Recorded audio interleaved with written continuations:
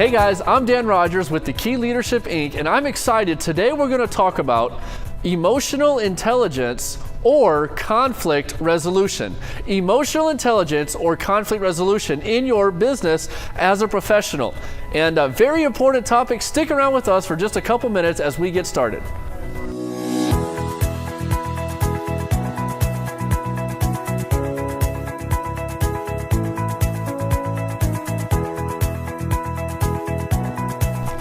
Emotional intelligence or conflict resolution. Every day we encounter people, we have these core principles that we can remember in a process of how we handle conflict within our lives and in our businesses, in our offices, perhaps in our homes, perhaps anywhere at the gas station, wherever it may be, there is conflict that can come about. And so we want to make sure we maintain emotional intelligence. Talk about emotional intelligence, I want us to understand, first off, if you are breathing, you have problems. So remember that. If you are breathing today, if there is anything, you have problems. Not everybody comes to their life every day 100% in their A game. Everybody has problems. If you're breathing, you have problems. So it's okay to make sure. But remember, it's not important that you have problems. It's important how you respond to those problems. That is the vital key, because two people can have the same exact problem and respond in two different ways. We want to make sure that we are responding better than anybody else with emotional intelligence. Number one, if you are breathing, you have problems. Number two, I believe that if you are breathing today, which we all are if you're watching this, you have what's called a pet peeve or a hot button issue. You have that thing in your life, whatever it may be, that when someone does it or says it in your direction, it really gets under your skin. I remember a story when I was beginning in my professional development journey. I remember sitting with my good friend, and there were 5 of us in the room or at the table, and we were having a professional conversation. And I remember sitting next to my brand new friend that I was really excited about working with, and somebody from the other side of the table said something to him. And I remember looking at his neck, and it was so red, it was bright red, and it was evident that that person had hit that hot button issue in his life. And it's important. We all have those things, whether it's where you squeeze the toothpaste in the middle of the tube, or your driving habits, or someone else's, a pet peeve of something that you would consider a hot button issue. If you are breathing, number one, you have problems. Number two, if you are breathing, you most likely have hot button issues. Number three, as we get deeper into this conflict resolution and emotional intelligence process, I want us to look and realize that number three, we should always learn to begin with the end in mind. You see, because when you have a problem that comes your way, somebody pushes that hot button in your life, you need to know how you are going to react typically to that situation. You need to have it identified and know it in your mind and begin with the end in mind and know, this is how I tend to react when this hot button issue arises. When somebody says something about me and my hard work, and I believe I work pretty good for my family, I believe I'm a very good provider, and I want to be the best I can be, and someone tells me, you're a lazy guy, you're doing nothing to benefit society, and you're a useless individual, and someone starts pushing those hot button issues, I want to make sure that I know how I would tend to react. Begin with the end in mind.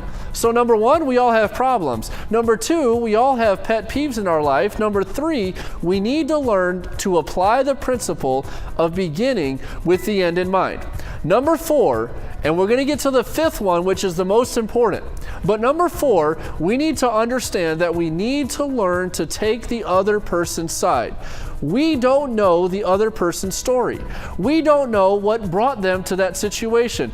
We don't know what happened 1 hour prior to meeting you. We don't know what happened the day before. We don't know that situation, but we do know that I have problems. We know that we have problems.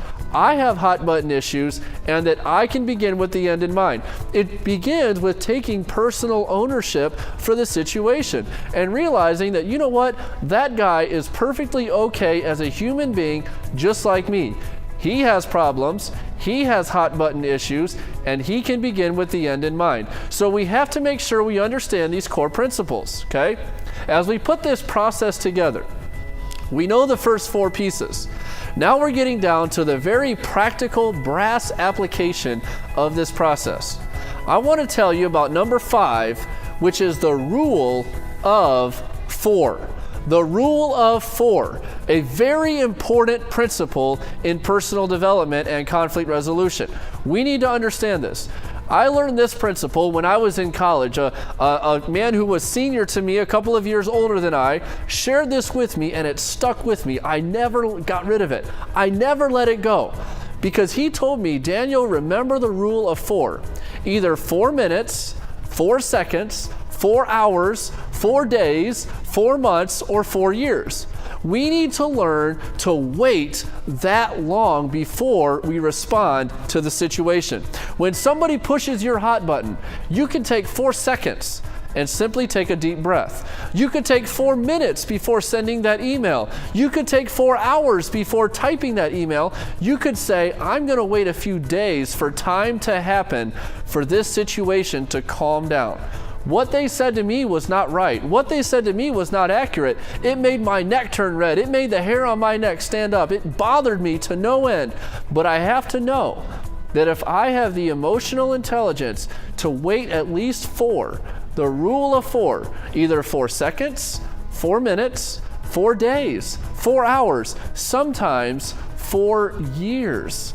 Sometimes time will help remove the critics in your life. If somebody is criticizing you, simply let time pass and keep pursuing your purpose and keep pursuing and keep running for your goal that you have in your life. Let time pass. And as time passes, 4 years down the road, most likely, as long as you've progressed in your journey, most likely you'll get the phone call or the email or a text message that says, hey, I want you to know I'm proud of you. Somebody's watching you. Somebody's watching how you are going to respond with emotional intelligence. Learn to apply the rule of 4. The rule of 4. It's very important. And I want you to learn this common, very simple principle. 4 seconds, 4 minutes, 4 hours, 4 days, 4 months, or 4 years. Which one am I going to do? Am I going to learn to take a deep breath for 4 seconds? Or am I going to learn to wait 4 minutes before typing that text message back? What if I just wait to respond? What if somebody is pushing something my direction, an agenda my direction that I disagree with? And what if I just waited to respond with the rule of 4? The rule of 4.